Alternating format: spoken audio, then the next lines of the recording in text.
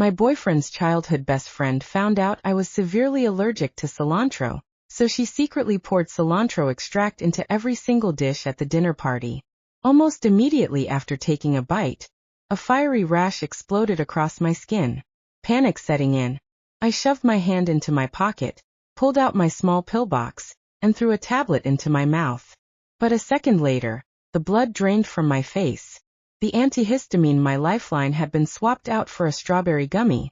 Seeing my face swell and turn a mottled red, my boyfriend's best friend erupted into laughter.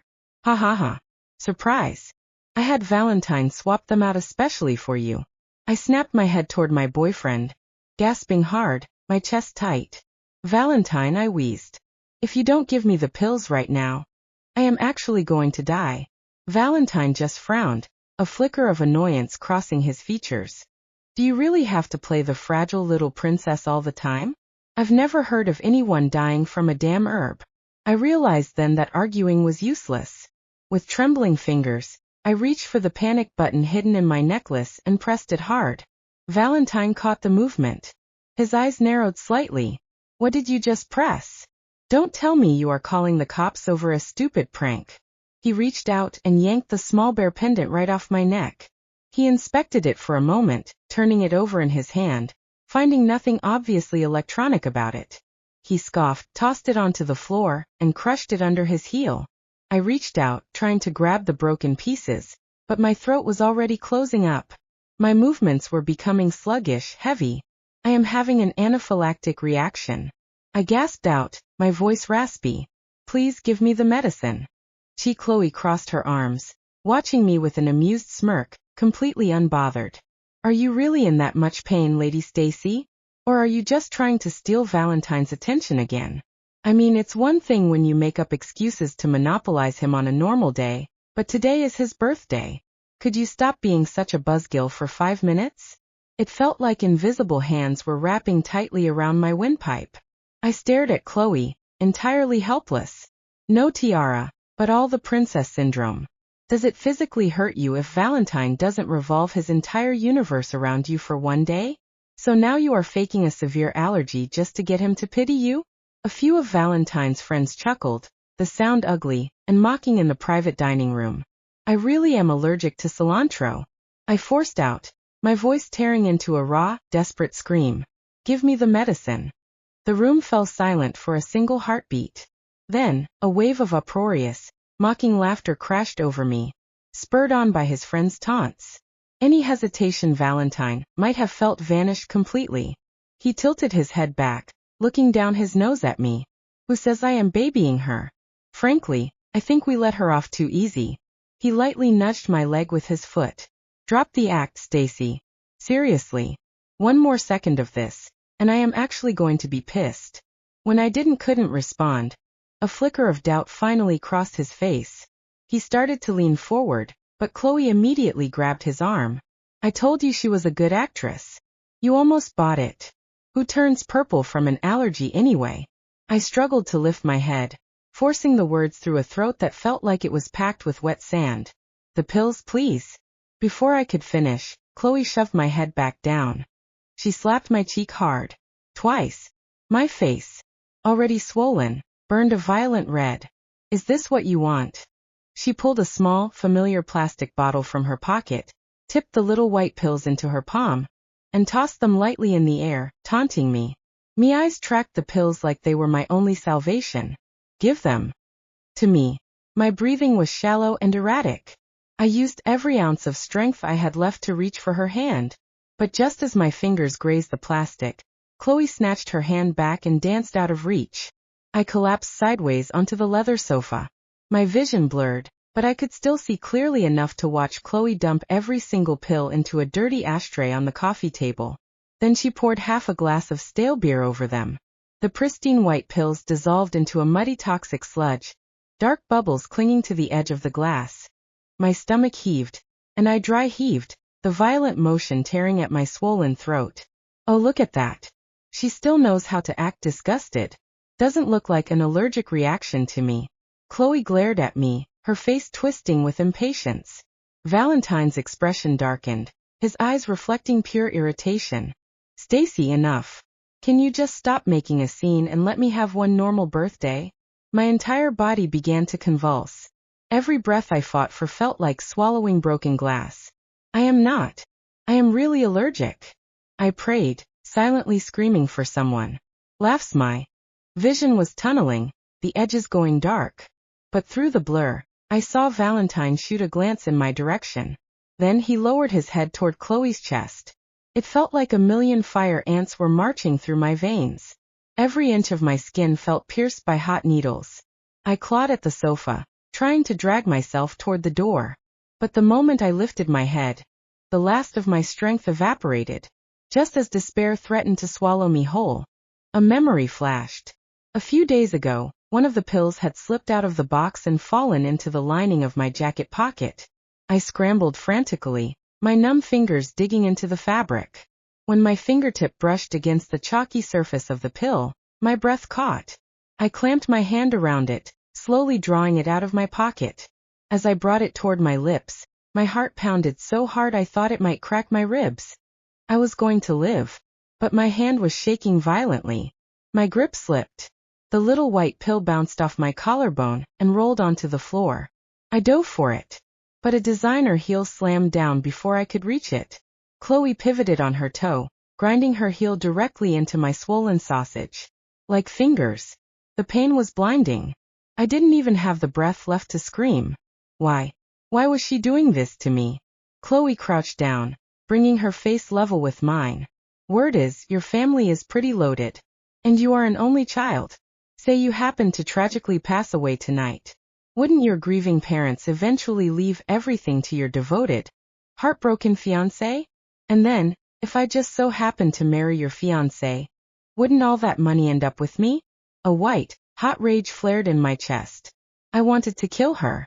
She wasn't pulling a prank. She had fully intended for me to die. But her twisted little fantasy was flawed. Yes, I was my parents' only child, but the Scott Group was a massive corporate empire with branches, run by extended family. Even if I died, another Scott heir would step up. She wouldn't see a dime. My eyes practically burned with fury. But to Chloe, my anger just looked pathetic. She smiled a slow, terrifying smirk that belonged on a demon. Let me help you along. Chloe reached for me. Her cold fingers clamped around my throat, applying pressure. Maybe it was the sheer terror of death closing in. But a sudden primal surge of adrenaline flooded my system. I roared with everything I had left. Get off! Get off! Pushing off the sofa, I lurched upwards, swaying wildly. The commotion wasn't loud, but it was enough to make Valentine turn his head. What's going on? Chloe shot me a venomous glare and quickly dropped her hands. Losing my balance, I slumped heavily against her. She gave a sickly sweet smile and suddenly threw herself backward. Me dead weight carried us both down, and I crashed on top of her. Chloe shoved me off violently. Look at all that energy. I thought you were dying of anaphylaxis. You are not even trying to make this believable anymore. My forehead slammed directly into the sharp bottom edge of the glass coffee table. A welt the size of a golf ball formed instantly. Valentine walked over and stood above me. He looked down, his eyes filled with absolute disappointment. Stacy, when does this end? My patience has a limit. But as he took in the greenish, mottled hue of my face, a tiny sliver of unease flickered in his eyes. He started to bend down to help me up, but Chloe snatched his hand. Valentine, are you an idiot? She's playing you. If she's actually having an allergic reaction, I will chop my head off and let you kick it like a soccer ball. Valentine still hesitated. I forced my eyelids open, using the absolute last dregs of my strength to push the broken syllables past my lips. Help me. I am the heir to the Scott Group. He looked down at me like I was a circus animal performing a trick. He let out a sharp, derisive snort. The Scott heir? Why don't you just tell us you are the Queen of England while you are at it? The laughter in the room hit a deafening crescendo. Somebody banged their fist on the table. Man, she is really committing to the role. Should we get her an Oscar for this soap opera? Another voice chimed in, with how pathetic she looks. The only thing she's inheriting is a cardboard box under a bridge. Chloe was laughing so hard she was bent double. Suddenly, she grabbed a handful of my sweat-drenched hair. and slammed my head toward the table leg, still pretending to be a billionaire. I'll let you inherit this table leg. My wounded forehead cracked against the solid wood, blood mixed with cold sweat, running into my eyes, burning like acid. Say it. Tell us again about your fake inheritance. She yanked my hair again, throwing me face first onto the floor. My face smashed into the discarded cake scraps. Buttercream and blood smeared across my cheeks. Valentine stood a few feet away, arms crossed. His voice light and unbothered. Take it easy, Chloe. Don't actually leave a mark. He didn't sound worried about me. He sounded worried that his favorite toy was going to break too soon. I felt the oxygen being slowly, agonizingly vacuumed from my lungs. It felt like I had swallowed a burning coal that was lodged permanently in my windpipe. Every breath tasted like rust. Chloe's manic grin. Valentine's cold indifference. The roaring laughter of the crowd. They swirled in my fading consciousness like a nightmare I couldn't wake from. I stared up at the warm amber lighting of the private room. But the light felt millions of miles away. I felt untethered, like my soul was slowly peeling away from my broken body, drifting upward toward the ceiling. Just as my eyes slipped shut, a familiar, thunderous voice shattered the noise. Stacy. A second later, the heavy oak doors of the private room. Leave a mark. He didn't sound worried about me. He sounded worried that his favorite toy was going to break too soon. I felt the oxygen being slowly, agonizingly vacuumed from my lungs. It felt like I had swallowed a burning coal that was lodged permanently in my windpipe. Every breath tasted like rust. Chloe's manic grin. Valentine's cold indifference. The roaring laughter of the crowd. They swirled in my fading consciousness like a nightmare I couldn't wake from. I stared up at the warm amber lighting of the private room. But the light felt millions of miles away. I felt untethered, like my soul was slowly peeling away from my broken body, drifting upward toward the ceiling. Just as my eyes slipped shut, a familiar, thunderous voice shattered the noise. Stacy. A second later, the heavy oak doors of the private room burst inward hard enough to rattle the walls. 3 men in black suits stormed in first, scanning the room with military precision. Behind them came my father. Scott Group founder Richard Scott never needed to raise his voice to terrify people. One look from him could freeze an entire boardroom. And right now his face looked murderous. His eyes landed on me crumpled on the floor. The blood. The swelling. The purple tinge crawling across my skin. For one horrifying second, he stopped breathing. Stacy. His voice cracked. Then the room exploded. Call the paramedics now. He roared so violently the crystal glasses shook.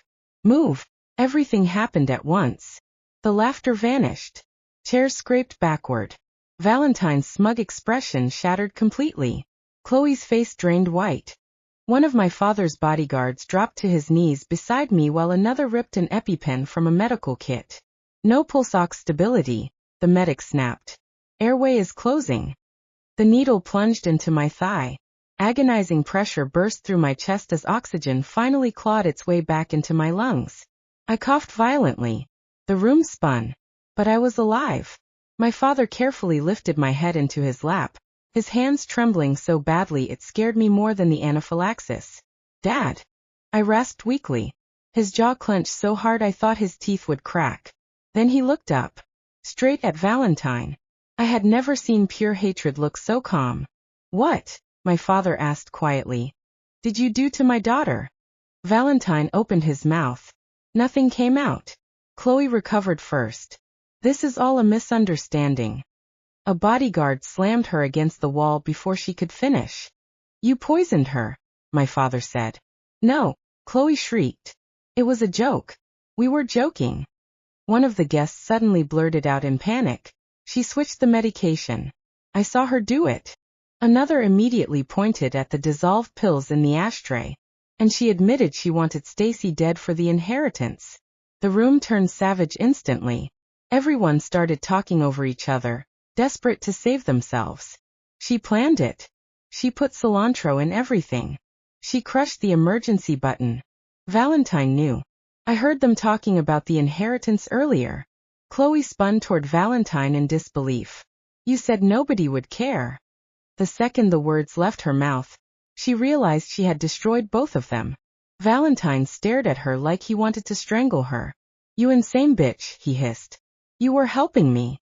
Chloe screamed back hysterically. "You said once she married you, her money would practically belong to you anyway." The silence afterward was absolute. Every drop of blood drained from Valentine's face. Slowly, painfully slowly, he turned toward me. I watched realization hit him all at once. The charity galas. The private security that coincidentally appeared near me. The elite schools. The custom jewelry. The way CEOs treated me with subtle deference. I had told him the truth countless times. He had just never believed a woman who dressed simply could possibly be richer than him. My father stood. "Record everything," he said coldly. One bodyguard lifted his phone immediately.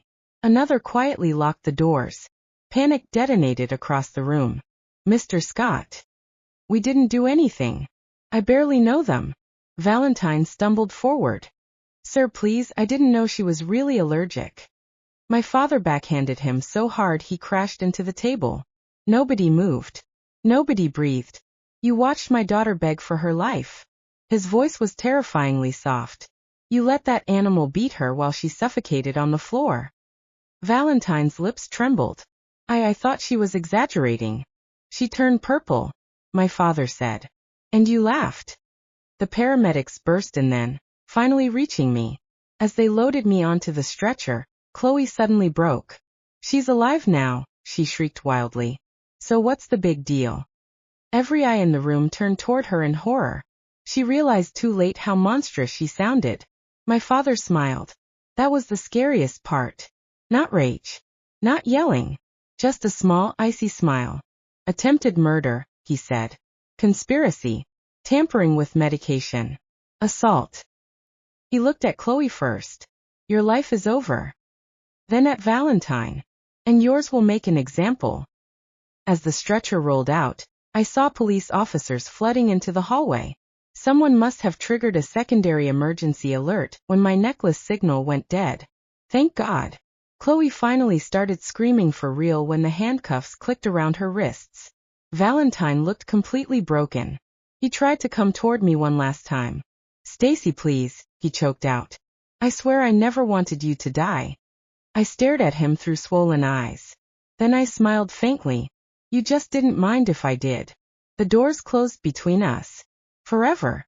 3 weeks later, the internet was still feasting on the scandal. Not because of me. Because of the video. One of Valentine's friends had secretly recorded almost the entire party, thinking it was hilarious at the time. The footage of me gasping for air while Chloe mocked me and Valentine stood there sneering spread across every platform in under 12 hours. By morning, the headline was everywhere. Heiress of Scott Group nearly murdered at fiancé's birthday party. The public reaction was nuclear. Sponsors dropped Valentine overnight. His tech startup collapsed within days after investors pulled funding en masse. Employees leaked internal messages showing he regularly bragged about locking down the Scott heiress. People were disgusted, especially when the police released evidence from Chloe's phone. Search history. How long does anaphylactic shock take to kill someone? If fiancé dies before marriage, who inherits? Can allergies cause heart failure? The prosecution called it premeditation. The media called her a psychopath. Neither description was inaccurate. As for me, I survived. Barely. The doctors told my parents another 3 to 5 minutes without epinephrine, and my brain could have suffered permanent oxygen damage. My mother cried so hard when she heard that she fainted in the hospital corridor. My father never left my side once during recovery. Not once. Meanwhile, Valentine attempted damage control. First came the crying apology video. Then the mental health breakdown excuse. Then the claim that Chloe manipulated him. Nobody bought any of it. Especially after another guest turned over voice recordings from earlier that evening. In one clip, Valentine laughed and said, "If Stacy stopped being so dramatic for once, maybe people would actually like her." In another, "She'd never leave me anyway." That one destroyed him. The public hated arrogance almost as much as cruelty. But the real finishing blow came during the preliminary hearing. Because Chloe decided if she was going down, She was dragging him into hell with her. The courtroom was dead silent when she pointed at Valentine and screamed, "You told me to scare her. You said if she died it would solve everything." Valentine practically lunged out of his chair. "That's a lie. You said her money would become yours eventually. You planned the medication swap. You poisoned the food." The judge had to call security when they started screaming over each other. It was glorious. By the second month, both families had abandoned them. Valentine's parents publicly apologized to mine and disowned him to salvage their reputation. Chloe's relatives vanished entirely after reporters uncovered her history of stalking wealthy men. Turns out I hadn't been her first target, just the richest one. And then came the funniest part. The will. During financial investigations, prosecutors discovered Valentine had already drafted private documents estimating how much wealth he'd gained through marriage to me. He had spreadsheets, projected asset transfers, possible trust access timelines, even estimated public grief optics in the event of my accidental death. The courtroom looked physically ill when that evidence appeared on screen. My father leaned over during recess and quietly asked if I wanted him destroyed financially too. I looked through the courtroom glass at Valentine. Unshaven. Sweating. Terrified. Nothing like the smug man who watched me suffocate on the floor. "No," I said calmly. My father looked surprised. I smiled slightly. "Prison will do it for me." And it did. Chloe received 18 years after the attempted murder charges stuck.